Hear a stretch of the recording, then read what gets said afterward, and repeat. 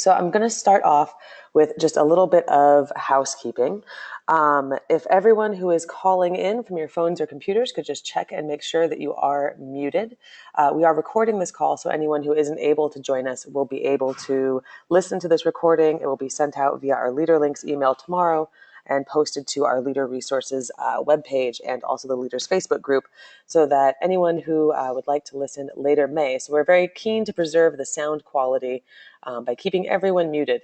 You will see if you are calling in from a computer or a smartphone that you have a chat box you're able to use to post any questions as you go, as they come to mind for you. And we will have plenty of time at the end of the call to answer questions as well. So without any further delay, let's go ahead and get started. So our agenda for our call today is pretty simple: welcome and introductions, which we just did. And now we're going to talk a little bit through the evolving network, talk about managing membership, and give a quick preview of our membership drive. So we have been working over the last 6 months to interpret and implement the strategic direction that Slow Food has adopted. And one of the key pillars of this direction is that our mission is to inspire individuals and communities to change the world through food that is good, clean, and fair. And there are lots of ways that we do this, and this is a refresher for some, but I think is useful to come back to these points to remind us that the key thing we do is that we inspire. We inspire by partnering with others who have strengths that we benefit from and who we help to strengthen. We inspire people by bringing together communities, by gathering them together and sharing knowledge and inspiration with each other.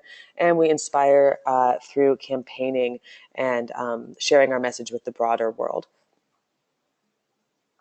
So part of the work that we've done during the strategic planning process is to find out what stands in the way of achieving this mission of inspiring cultural shift through food that is good, clean, and fair.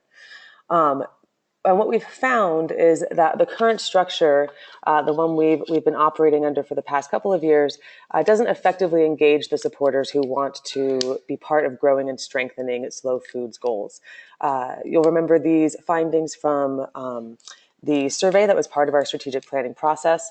We attract a fairly narrow demographic. Our membership model is working less well than what we would like it to, with over 500,000 people who are interested in Slow Food USA, but less than 10,000 who are making that financial pledge to become members. And our chapters are not best equipped to engage some of our most ardent supporters. This creates a lot of frustration on at both the local and the national level through the challenges that arise from us wanting to be able to better interact with these. So to get where we're going, we're really going to need to evolve, to find more and better ways of connecting with the people who want to be part. So one of the questions that we asked in this survey was, what personal goals does Slow Food help you to fulfill? And what we found is that what supporters really most want is to be part of the Slow Food community.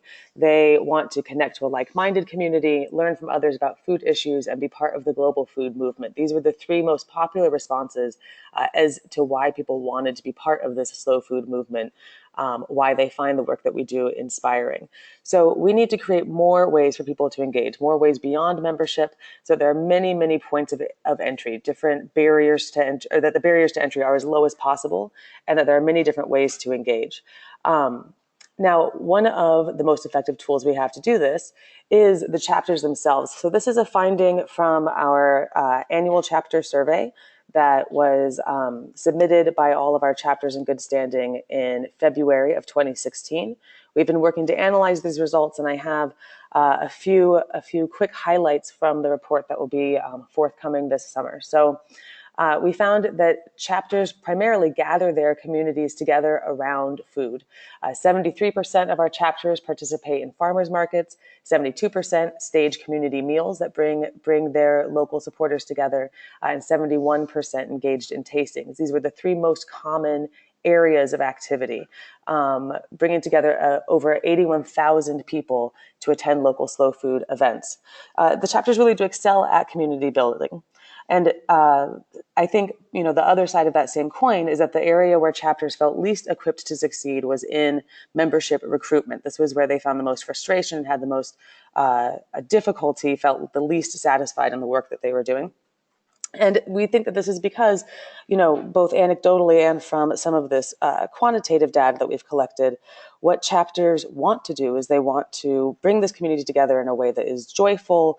They want to be out there building community, engaging with community. They don't want to be sitting at home managing spreadsheets. So we have been thinking of ways to evolve our network to support this strategic direction, to focus more on what we are better at doing, focus more on what different pieces of our network are better at doing, and to help chapter leaders and all of our network to reach more people in the community, regardless of their membership.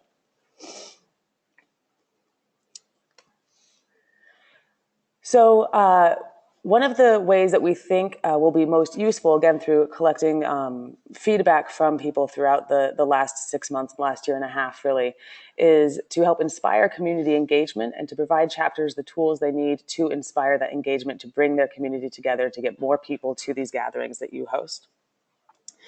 We found, again, from the annual reports that chapters have a really large combined engagement via communications, as does Slow Food USA, which is from our own reporting. We want to grow that. We want to expand that reach and to really multiply it by working together to be reaching out to these people and bringing them into the slow food mission and the slow food ethos. So we will be starting next month, providing chapters with monthly lists of new contacts in their area who want to get involved.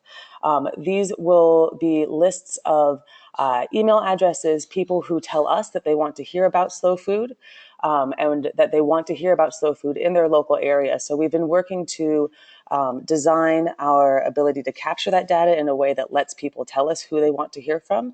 This is an evolving process. We're continuing to work on it with our website and database designers to make that happen. And these will hopefully be much more manageable lists than some of the complicated membership lists that you will have been used to if you were working on membership management for your chapters. We've repeatedly heard that these membership lists were primarily used to populate email lists so that chapters could reach out to their local community and let them know about gatherings and initiatives that were happening where they were. So these contact lists will be designed specifically to help you do that, to make sure that if people are coming to us at the national office wanting to hear about slow food, they have a chance to hear about it locally as well, and you have a chance to connect with them. Because this will also just be new contacts. Starting in August, you will receive lists of just people who have signed up recently. So it will be quite easy to add them into the mailing list that you're already using. Initially, we will be sending out a full list of all the contacts we have who have told us historically that they want to hear from your chapter. So you'll have a nice full base to start with and then only have to do more minimal updates. We want leaders to be able to spend more time engaging in their communities, doing the part that makes this work really joyful, and remove some of the administrative burden that can really lead to volunteer fatigue and leader fatigue. One of the more ongoing projects that is also key to inspiring this community engagement and helping chapter leaders to inspire community engagement is the development of a chapter structure that will free leaders to spend more time in their community and less at their computer. This will have several different aspects to it. We're in the midst of it and definitely open to feedback. So if there is a task you have found in your days, weeks, months, or years as a leader in this network that is particularly onerous, let us know and we'll see what we can do to lift that burden a bit. And we're also very committed to creating more ways for people to engage with slow food through campaigns, through gatherings, and through partnerships. And we'll continue to communicate details about that with you as they develop. So I'm going to invite our development manager, Chloe Lyon, to speak a little bit about how we manage membership here at the national office, to give you some insight into the types of administrative tasks and infrastructure that we're able to provide to members here, members across the nation, no matter which chapter they affiliate with. So Chloe, if you wanted to go ahead and unmute yourself and join in.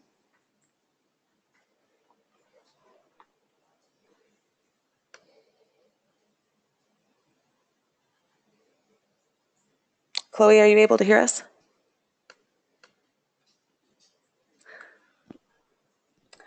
All right, well, we're not getting your audio right now, Chloe, so I can maybe try to talk through this, and if you want to see if you can get your tech to work for us, then you can join in when you're able.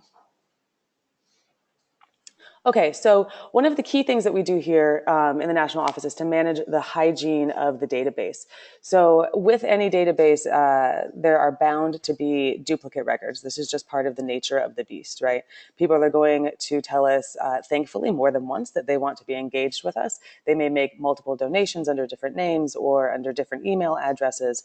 And so going through it and what you call deduping these records is a really time-consuming piece of work that we do here with a team of interns and staff that are able to do that. We also work regularly with a database consultant who is an expert in the field and is able to bring best practices to the way that we manage this data. More and more in the contemporary landscape, data really is the sort of key wealth that we own. Getting able to being able to contact people, being able to have clean records, and that's information that we want to be able to share with you in the form of these contact lists. Obviously, we get a lot of requests into our membership at mailbox. You should make great use of that. Hold on one second. I've got a note from Claire. I'm going to see if we can get her on here. She's, trust me, much more expert in this than I am. All right, just one second.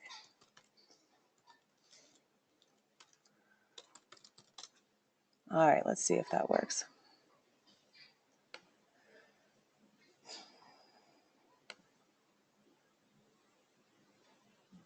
All right. Well, I'm going to keep talking, so don't get too bored just yet. So we receive a number of inquiries every day via the membership at email, and you should definitely utilize that if anyone you know has questions about membership or is having any trouble with their membership. You should send them our way. So we take phone calls here in the office. We're able to be a real guide to people who are looking to become a member of Slow Food. And this is the kind of customer service also that we know can be, again, just like we've heard, one of the less fun parts of being a chapter leader. So that's something that we're quite happy to do. We also, let's see, campaign membership promotions. So we're also trying out different modes of welcoming in members. We are experimenting with the membership model with different sort of time-bound experiments to see what works best. So for the month of June, many of you will have noticed that any gift will make you a member during our 100 Years of Plenty campaign. We are inspired by the success of the September membership drive in this, and we're going to keep experimenting with this and other ideas in these kind of finite chunks of time to see what works best as we evolve into a really robust membership program of the future.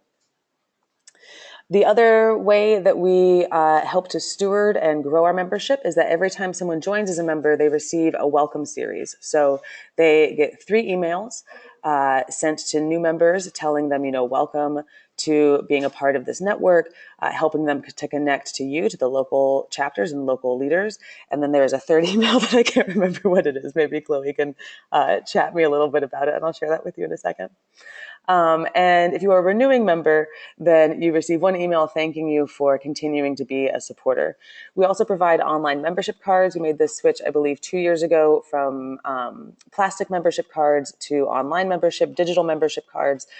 This is to preserve resources, both physical and monetary for the office. So every member is sent a link to their online membership card. We're also happy to regenerate those for members anytime when they send us an inquiry via membership at email, our website, or via phone.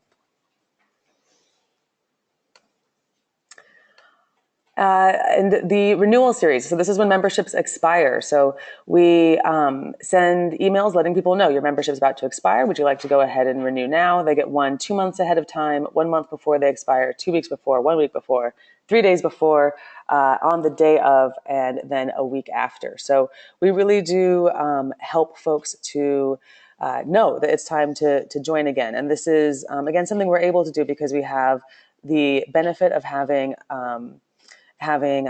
consultants who are able to support us in this work. We have the benefit of having our director of communications who can support these kind of email campaigns, of automating them. And it's simply the economy of scale that since we're able to do this for all of our members, we can have the type of software that helps us to do this really easily and automatically. I'm sure Chloe will let me know if I've forgotten anything. She is still desperately trying to get the tech to work. But again, if you've been on these calls before, you know that our our tech snafus are all just part of the fun, right? Okay. So now I'd like to invite Anna both to introduce herself to you all and to give you a quick overview, preview of the membership drive. Hi, everyone. Can you hear me okay? Yeah, great. So, Megan, if you want to go back to the slide about the membership drive, perfect. So, hi, everyone. It's nice to meet all of you virtually. I hope to meet you in person before long. I am new here. This is like my second month, so I'm digging in, and I'm anxious to hear from everyone about your experiences with communications and how we can work together and partner, and especially around the membership drive, how we can really make this drive work for you and really bring new members into your chapters. So similar to last year, the dates will be in September, so we'll kick off September 1st and go through the 30th. I know some of you will be involved in Terra Madre, so that will, we're going to try to incorporate that into the membership drive so that as we're talking about being part of Slow Food, we'll also have some great content from Terra Madre and able to talk with the delegates about why they're a member. It's also similar to last year. We're going to have a town hall to kick off the drive. If anyone has feedback about what worked or what didn't work with the town hall last year, I'm happy to hear that.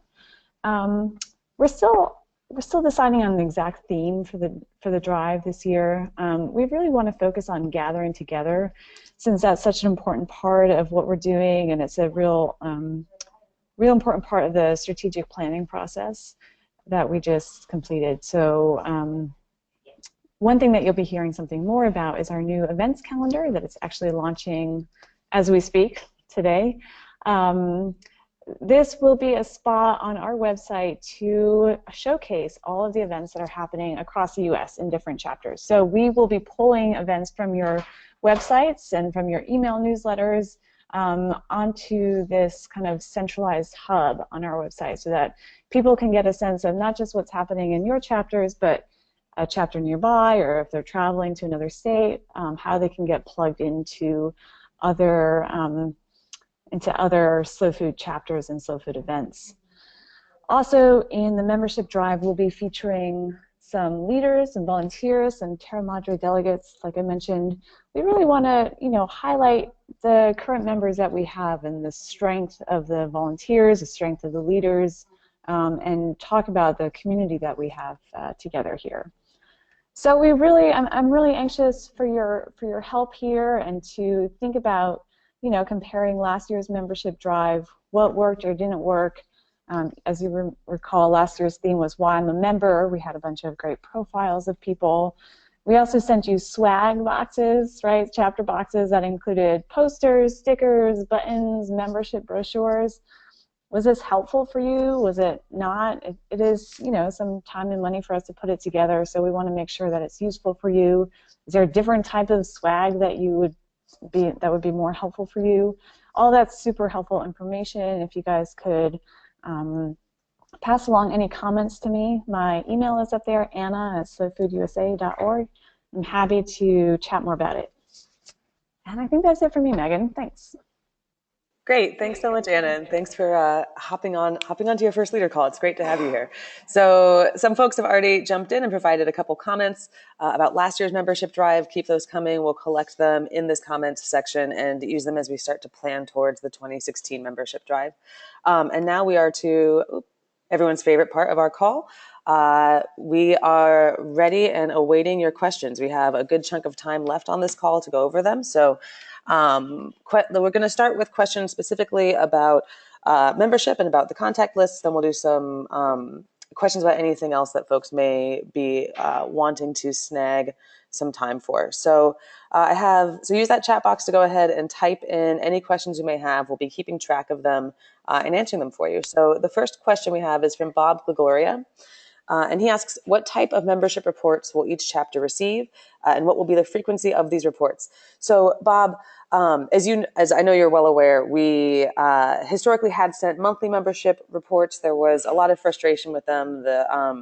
The information wasn't really serving the purpose of what chapters were looking for. So this was, over the last year, some of the information I was collecting from folks about how they use those membership lists, what they primarily use them for. And there was one vast, large reason that people use them for. I mean, the clearly the most often cited was just to be able to reach out and make contact with people in their area who wanted to be part of Slow Food. And so that is going to be the purpose of these monthly contact lists that will be coming out with, and they should be much easier to use. As I mentioned, they'll be nice abbreviated lists, just new contacts of people in your community, or people who maybe live in another place but want to know what's going on in their hometown and want to know about somewhere that they spend the summer.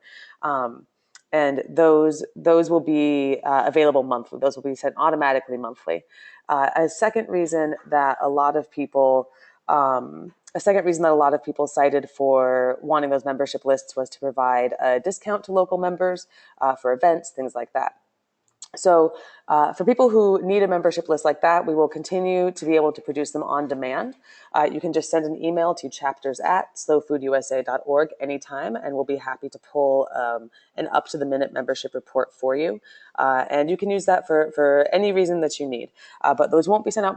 Those won't be sent out on a monthly basis. They will be sent out in conjunction with the membership drive to help you get a sense of who the members are in your community should you want to engage with them around that drive.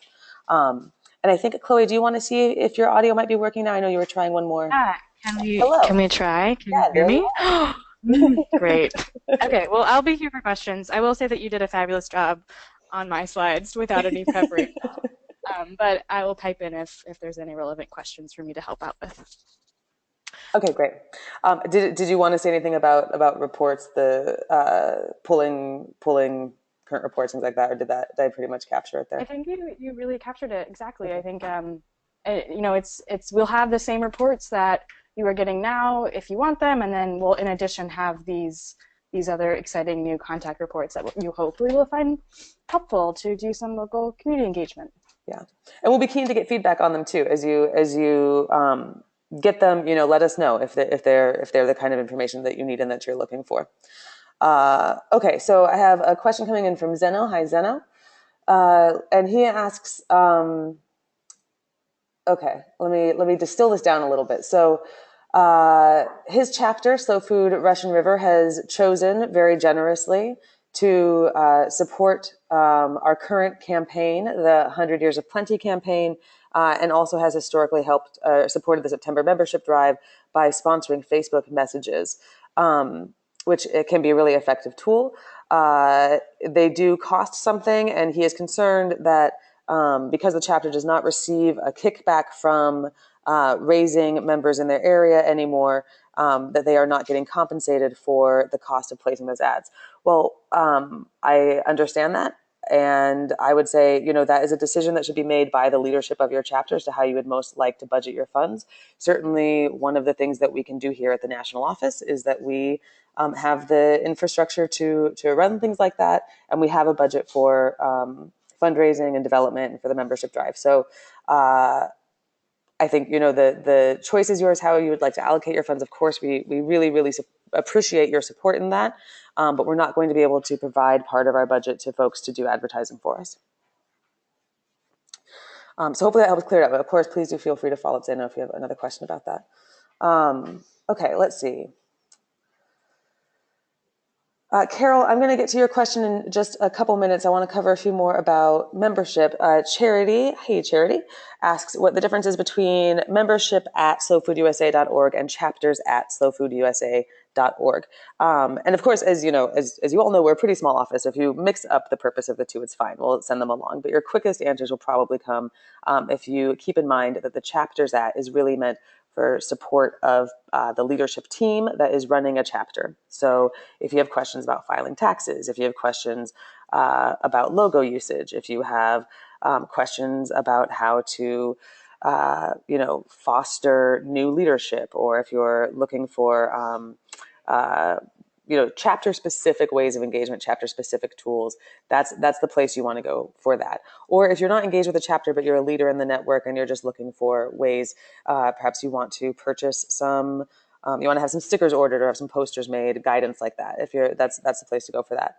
The membership at inbox is a customer support inbox specifically for membership. So if you are an individual who is a member of Slow Food and you have questions about how do I access my membership card, or how do I renew my donation, or I noticed that my credit card isn't going through. I'm sure, Chloe can give better examples of what kind of Yeah, questions are appropriate great. there. Yeah. Yeah, no, that's right, Megan. And also, so Megan really oversees chapters at, and I oversee membership at, which kind of shows you the difference in the way that we function, right? So membership is much more transactional. Oftentimes, the answers we get in membership at, or the questions rather, are about, like you said, transaction issues or membership cards, and any interest of local chapter work, and even these reports will be sent over to chapters at. Right. I hope that helped answer your question, Charity. Perfect. Super helpful. Thanks, Chloe. And Chloe, I'm going to throw one more question here to you. So Susan Miller asks, are most chapters maintaining databases, CRM, newsletters, constant contact, et cetera? And is it possible that the national office would maintain a master database that chapters could directly tap for their communications needs rather than maintaining parallel databases? So I'll answer the first question, and I'll answer the first half of that question and let you grab the second half, Chloe. Okay. In the annual reports, we do find that all chapters basically manage a newsletter of some sort, manage a database that they're using in order to send out emails. We also are well aware that those emails often have contacts that we don't have here in the national office as well. They can collect contacts from lots of different sources. So to answer, do most chapters? The answer is yes, most of them do. And Chloe, do you want to talk about Sure. the possibilities? Yeah. The question about the parallel databases. Yeah. I think in a perfect world, in a world where we had a lot more capacity and cleaner data, managing chapters, databases, or having one big hub would be awesome. But with that comes it's pretty risky, and it's pretty tough for us to be able to do that successfully. And so I think what we do as the office is we manage the national database, and we're hoping that this new change where we're going to be sending out folks contact lists will help create a little bit more of some shared contacts and shared work so that we're on the same page. But ultimately right now it's not something that we can do, and I think that the option of us managing our own and having folks locally, when they know their donors and their local contacts much more intimately than we are able to do, that's usually the best bet to keep the data clean and to make sure that it's all working smoothly. I hope that answers your question. That's right, and I want to amplify what you're saying there, Chloe, about keeping the data clean, and that is, we certainly have looked into the possibility of making the database more accessible to more hands. But we find even with the sort of limited scope of people that we have between staff and interns who are working in it, that it can be a challenge to keep the data really clean, not be creating duplicates, and not breaking records, for lack of a better phrase. And I think it's also a challenge of delegation and not having too many cooks in the kitchen. We just, with me as our database manager and a few other folks in our office, it would be a little too, I just don't think we would do it successfully. And I think to Megan's point before about us trying to make sure that we all are doing what we do best, and that we step away from things that we are less able to do best, I think that's a really good example of this as well, if that makes sense. Yeah, great, cool.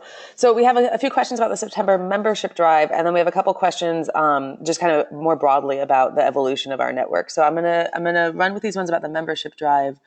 First, let me just make sure I'm finding them. Give me a quick sec. So Zeno asks, and Anna, if you don't mind fielding this one, will the September campaign be targeted to shift the demographic of Slow Food members? Yeah, so we will be reaching out to the folks who have contributed before, and maybe who are lapsed members, but we also are trying to push the boundaries of who the members are. So Zeno, right through the Facebook ads in particular, we can kind of try to reach out to a larger audience. Sometimes for new people to become members right away is not necessarily what they're able to do, but if we get them onto our email list and then kind of bring them up the funnel into gradually becoming members, that's our approach right now. We're trying to target, kind of trying to segment the audience to narrow in on the exact audience that we want to reach, so that we can target those messages and campaigns to the right people. So the short answer is yes, we will be trying to shift the demographic some and opening up to a larger, group who haven't heard about slow food before. I have one more thing to add to that. Another way that I could see this happening is in the way that we did the Give What You Can Day last September, and in the same promotion that we're doing this month. So we're sort of experimenting with investing in seasons where we lower the threshold for joining as a member, and maybe making it easier for folks to join at a lower amount. And I could see that also. Not really the intention there is to be more inclusive and hopefully grow the number of members in our community. Great. Thank you. So I'm going to tackle a couple questions about the sort of general evolution of the network, and specifically about how chapters will play a role in that. So Carol Pinkham Oak asks, when will guidelines for new chapters be available? Because fantastically, she has a group in Howard County, Maryland, that is interested in forming a local chapter. So the guidelines for being a chapter that are on our website right now are current. We are working on developing new guidelines, as I mentioned earlier in the call, and you're absolutely right to pick up on that. And we are currently not opening brand new chapters while we work on developing those guidelines. So we are aiming for the goal of having all of those complete, published, ready to roll, and starting to open new chapters in October when we get back from the international gathering of Terra Madre Salone del Gusto in Italy. It is a project that we're not taking lightly. We know there's a lot of nuance, a lot of various stakeholders and concerns engaged in it. So we're trying to really be thoughtful and mindful of it. So I know that what we wish we could do is just right now say, yes, start opening new chapters immediately. That's that would be our dream, but we also want to make sure that they're set up to succeed. So what you can do is have that group, if they haven't already, please have them send a note of interest to the chapters at inbox. We are keeping a record of everyone who is interested in starting a new chapter. And also, the process of getting together your leadership team, thinking about what kind of projects you want to do, setting a goal for what it means to be a slow food chapter in your community. That's all work that can start anytime. You don't need our handbook to start that kind of planning work. You don't need a tax exemption to start doing that kind of planning work. So I would encourage them to, get signed up for leader links, get on the Facebook group, and start thinking about what it means to them to be a leader of the Slow Food Network, and what it would mean to them to be a chapter in their community as a starting point. And we're certainly here to help answer any questions and think through those things with potential chapter leaders. And following on to that, Courtney Ahern asks, with the trend of more people becoming involved in the slow food movement outside the chapter structure, how might the more formal role of chapters change in the future? This is a really great question, and I think we are looking for the lead really to come from the grassroots on this, to see what the evolution may be. I can certainly speak to what our chapters do best right now, and these are things that, again, we're really looking to lift up the things we do best and strengthen our ability to do those. So what our chapters do best is they connect with and gather their local community together in time and location specific places to really build that solidarity, build that network. That is something that I absolutely think they will continue to do, partly because it's just in the very nature of being a chapter, and also hopefully we will give them exciting and inspiring things to gather around through the campaign work. We also will be hosting a national gathering, and we'll be talking more about that on the next leader call, which will be in July. And that will be an opportunity for chapters to take a really unique role in gathering. And we're talking through some of the details of what that will look like. And again, we'll have more to share with you next month. And then the other thing chapters do incredibly well is they raise funds locally and they distribute funds locally. And so we will be looking for ways that we can share best practices, do more peer-to-peer learning from the chapters themselves, help to inspire them to interpret what slow food means in their community.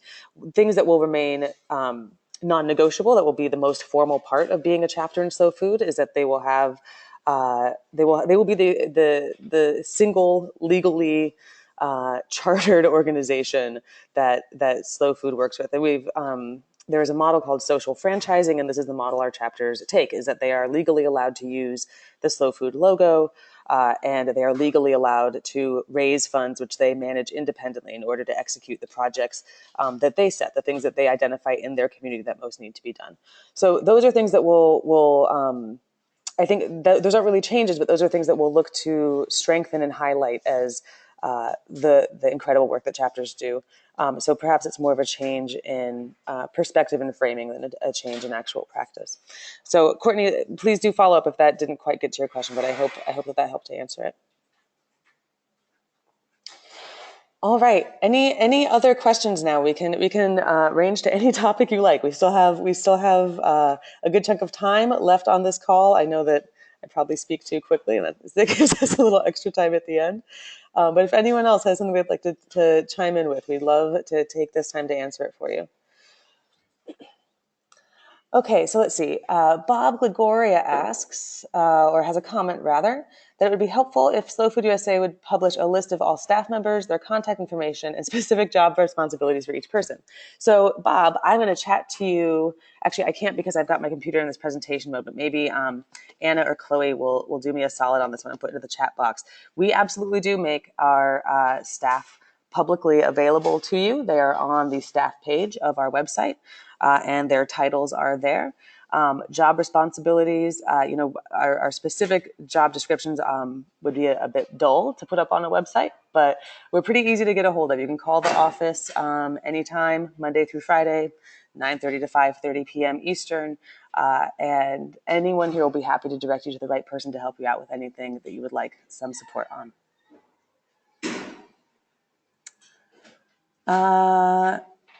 Let's see. So great. Thank you, Lauren. Thanks so much for putting that up there. All right. Any other questions that we can help to answer for you all right now?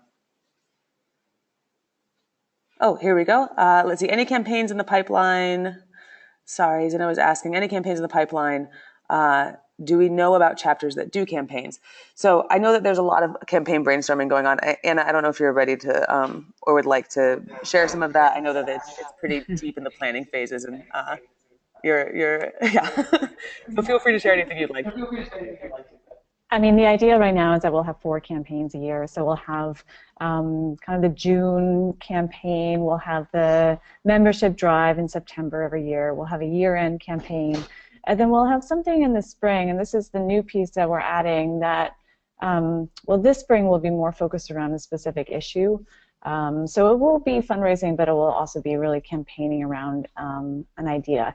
What that idea specifically is, right now, we're not quite sure. We are still working on maybe pulling out some things from the slow meat topics, but we will keep you posted on that. If there are specific things that you like are burning issues for you, I'd be happy to hear that and have the conversation. In terms of your question about chapters who do campaigns, that is a great question. I'm actually not sure.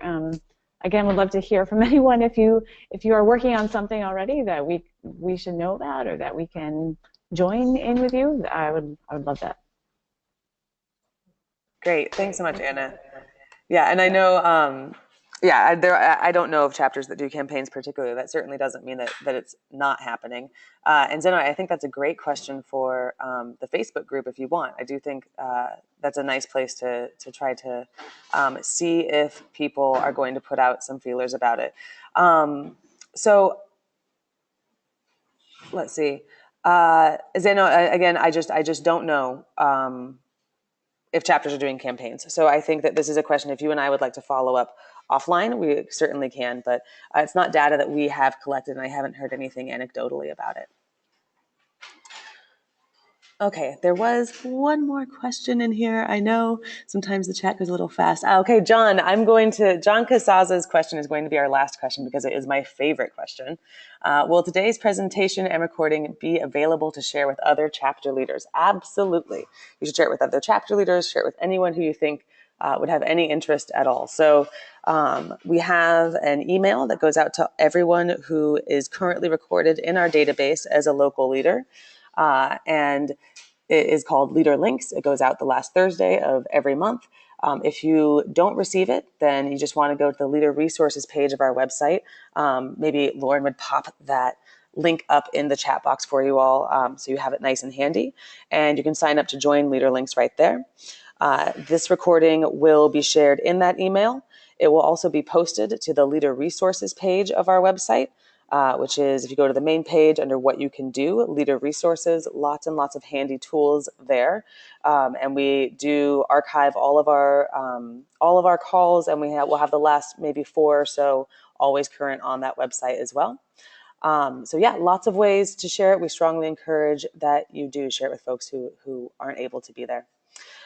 So we hope also that you'll join us for our next call. So go ahead and mark your calendars now on July 14th from 4 to 5 p.m. We will be talking about the Slow Food Nations gathering.